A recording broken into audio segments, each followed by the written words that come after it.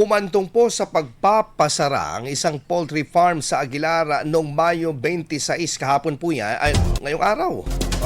Matapos umano nitong hindi sumunod sa patakaran ng lokal na pamahalaan. Ayon sa LGU, ilang beses nang binigyan po ng pagkakataon ng naturang establishmento na sumunod sa mga itinakdang regulasyon.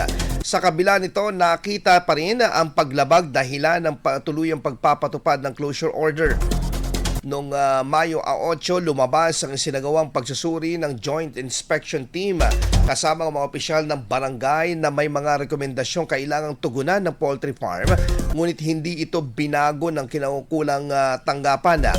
Dahil dito, nagbabala ang LGU sa iba pang poultry operators sa nasabing bayan na maaaring humantong din sa kaparehong aksyon ang hindi pagsunod sa mga umiiral na ordinansa at regulasyon. IFM News. IFM News. IFM News.